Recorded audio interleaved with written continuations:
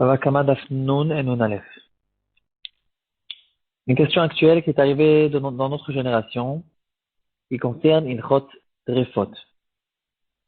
L'histoire est arrivée dans une des guerres d'Israël, pas celle-là, et c'est un missile qui a été envoyé de la bande de Gaza à côté il a explosé à côté d'une étable. Il y avait là-bas des vaches, et une de ces vaches ne s'est pas relevée. Elle est tombée à ce moment-là, et le propriétaire, quand il est revenu, il a vu que toutes les vaches allaient bien, mais une des vaches était par terre et elle n'arrivait pas à se relever. Il a compris qu'elle n'était pas en très bon état. Il a décidé de lui faire la shrita pour essayer de la sauver parce que si elle va mourir, il va la perdre.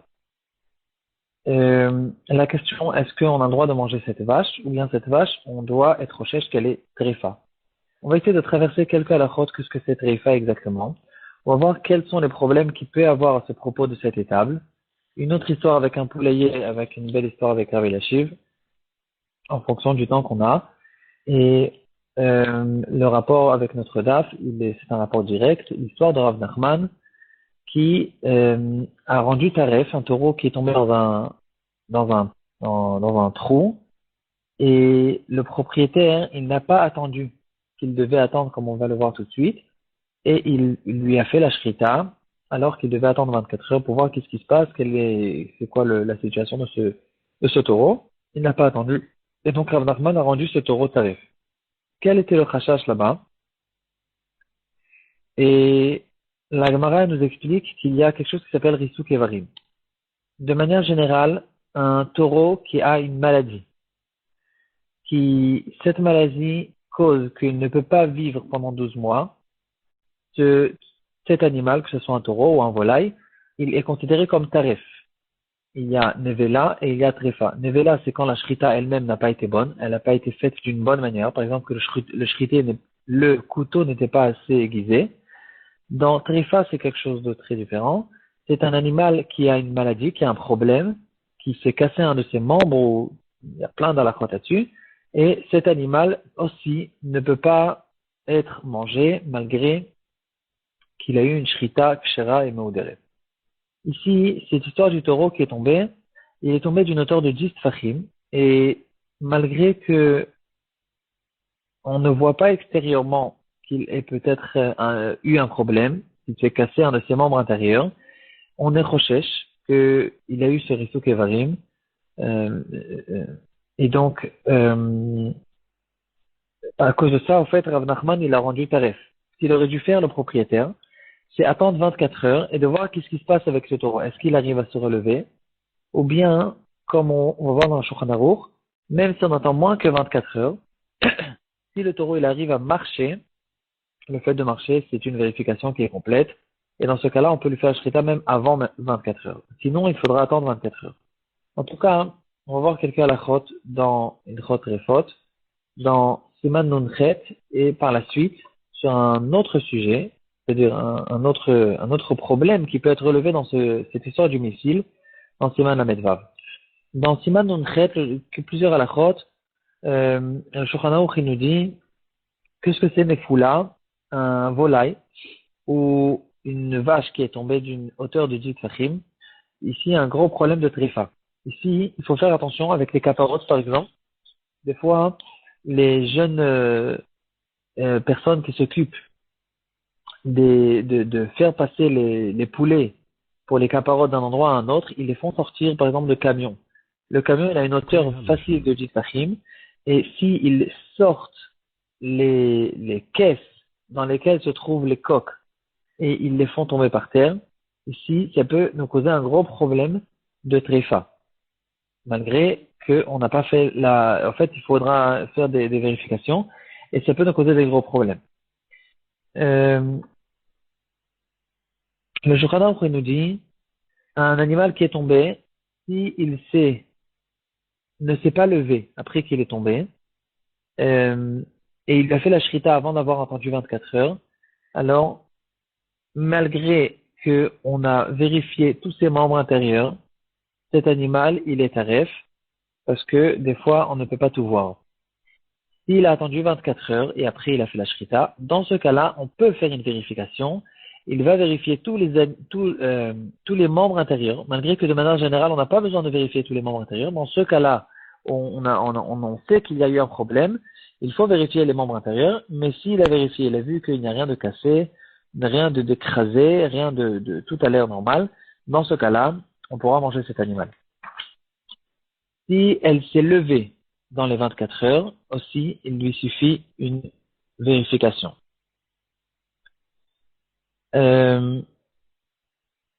Donc, on a vu donc on a vu déjà trois cas en fait. Si on remarque, on a vu le cas où il a fait la shrita tout de suite sans attendre les 24 heures et elle ne s'est pas levée. Ici, c'est tarif. Si il a attendu 24 heures, alors malgré qu'elle ne s'est pas levée, on peut faire une vérification. Si cet animal s'est levé, aussi, on peut faire une vérification même dans les 24 heures. Donc, on attend ou 24 heures ou que l'animal se lève. Si elle s'est mise à marcher, dit le Shulchan Aruch, certains disent que si on voit que tout a l'air normal extérieurement, alors on n'a même pas besoin de faire les vérifications spéciales qu'on vient de voir et on peut la rendre kshera. Malgré qu'on n'a pas entendu 24 heures.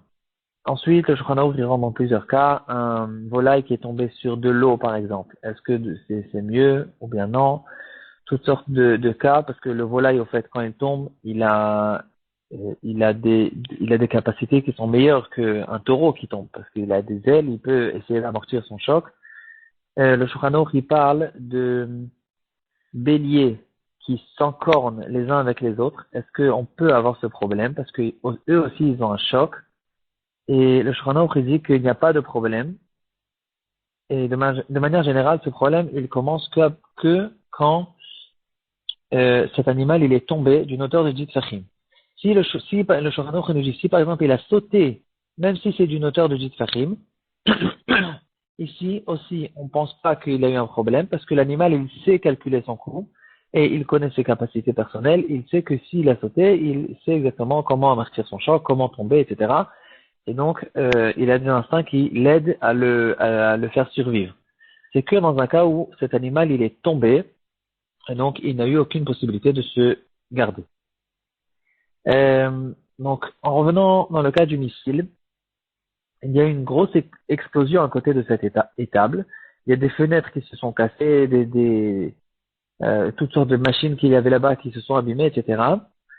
Et la question qui se pose, qu'est-ce qui s'est passé avec ce taureau qu'on voit qu'il s'est assis et ne se lève pas? Donc, d'après la lachote qu'on a vue, ici, premièrement, ce taureau, il n'est pas tombé. Il n'est pas tombé d'une hauteur de 10 tfachim, même s'il est peut-être tombé de sa propre hauteur. C'est-à-dire, il est tombé sur lui-même, comme un être humain qui tombe par terre. Mais il n'est pas tombé d'une hauteur de 10 tfachim. Ici, normalement, on ne devrait pas craindre qu'il y ait un problème. Malgré ça, certains poskim parlent de ce genre de problème. Par exemple, on peut retrouver dans le Noda Biyuda, il ramène un Taz qui dit que justement, dans ce cas-là où il est tombé d'une hauteur qui est à moins de 10 tfachim, il n'est pas taref, malgré que l'animal ne s'est pas levé. Parce que ici, on peut remarquer qu'il y a un problème. Pourquoi il ne se lève pas? On dirait qu'il y a un problème. Mais de manière générale, tant qu'il n'est pas tombé d'une hauteur de 10 tfachim, on dirait qu'il y a un certain accord dans les poskim, on ne fait pas de problème là-dessus et on ne la rend pas tarif.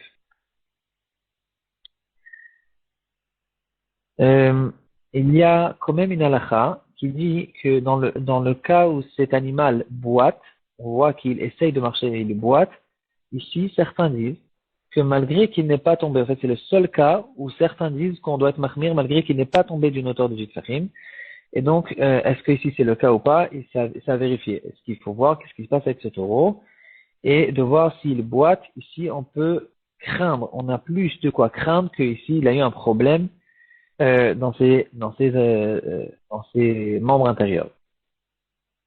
Ici, donc apparemment, en ce qui concerne ce problème, le problème qu'on rencontre dans notre sugia, à propos d'un animal qui tombe d'une certaine hauteur, ici, normalement, on ne peut pas rendre tarif ce taureau, malgré que ici, il y a quand même un truc bizarre, pourquoi elle ne se lève pas? Peut-être qu'il a été blessé, mais on dirait qu'on ne peut pas le rendre tarif. Par contre, il y a un autre sujet complètement qui, tu te souviens dans le Sechet Choulin, dans la Fnunhe, que la Gemara, elle ramène plusieurs sortes de tréfotes et elle dit il y a une certaine tréfa qui s'appelle Charuta.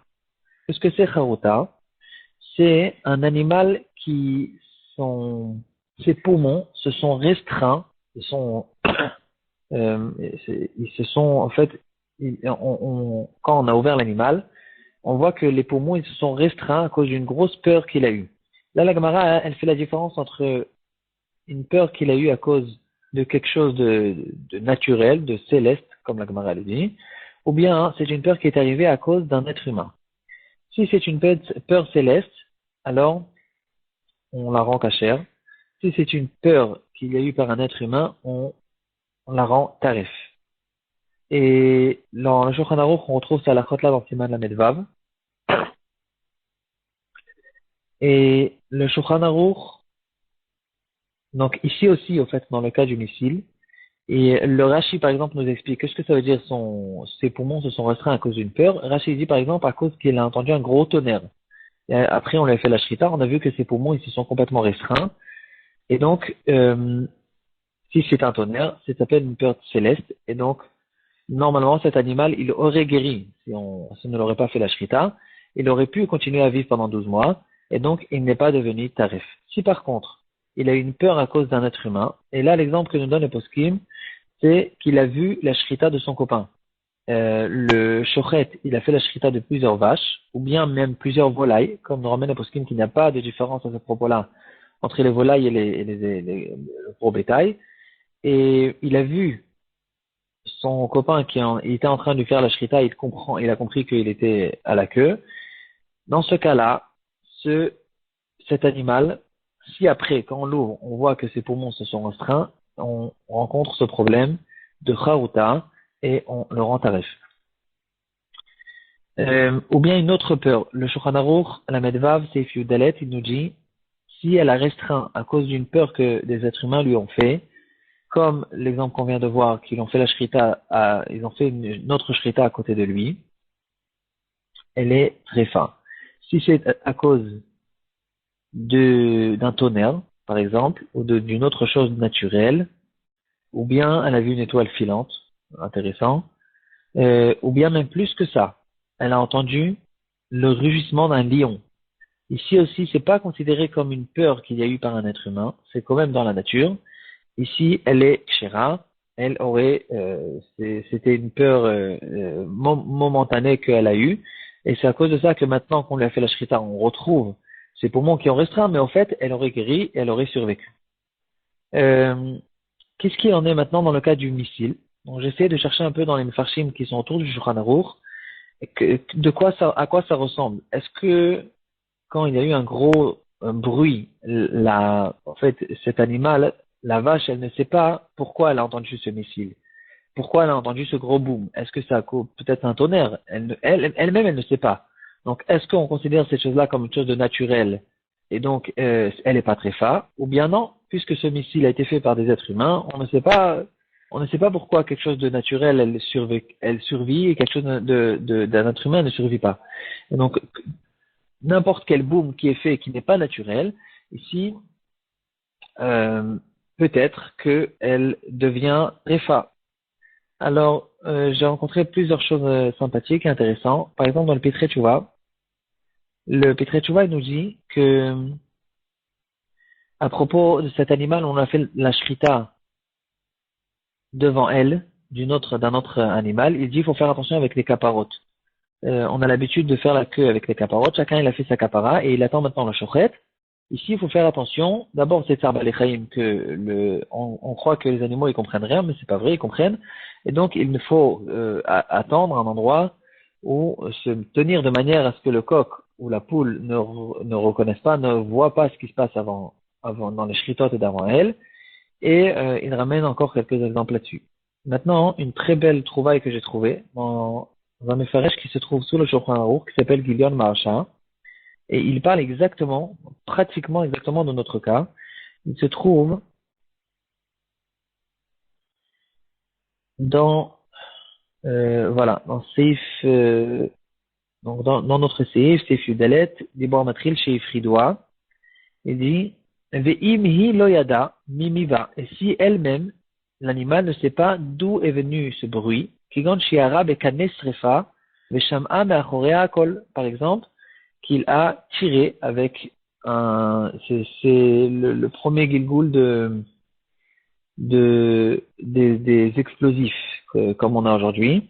En tout cas, il y a quelqu'un qui a tiré une balle derrière elle, donc ça fait un gros bruit. Dans ce cas-là, Nistapek ba, il ramène ici de Raché Tevot, j'aurais dû vérifier avant qu'est-ce que c'est. Tavshin, Nistapek, ou en tout cas, il ramène un autre posek qui s'est mis en doute, qui était en doute à cause de ces choses-là, parce que ici, il y a l'intermédiaire d'une personne, d'un être humain, qui lui a causé cette peur, et donc on ne sait pas à quoi comparer cette chose-là. Et donc ici, dans notre cas, le cas du missile, on peut sûrement entrer dans ce problème. Un missile qui est tombé à côté d'un poulailler ou à côté d'une étable ou quelque chose comme ça, et il y a eu un gros boom. Dans ce cas-là, peut-être que non seulement cette vache qu'on voit qu'elle a un problème, qu'elle n'arrive pas à se relever, mais même plus que ça, peut-être que toutes les vaches, elles ont ce problème. Donc dans ce cas-là, il faudra vérifier les poumons. Si on voit que les poumons n'ont pas été restreints, d'accord, c'est bien. Mais si les poumons sont restreints, on rentre dans ce gros problème de Charuta. Est-ce qu'il y a cette tréfa de Charuta? Pour finir une histoire qui s'est passée dans un moshav qui s'appelle Komemiout. Il y avait un grand rave là-bas qui a été chez Rav Elashim. On leur racontait l'histoire d'un un renard ou un animal sauvage de ce genre qui est rentré dans un poulailler et toutes les poules, tous les coqs se sont mis à crier, à hurler. Il a attrapé un coq et il est parti. Et donc la question qui s'est posée, c'est est-ce que maintenant toutes les poules sont devenues taref à cause de ça ou pas? À cause de ce problème de Haruta, est-ce qu'il y a un problème ou pas? La poule qui a été attaquée, non, en fait c'était pas ça exactement l'histoire.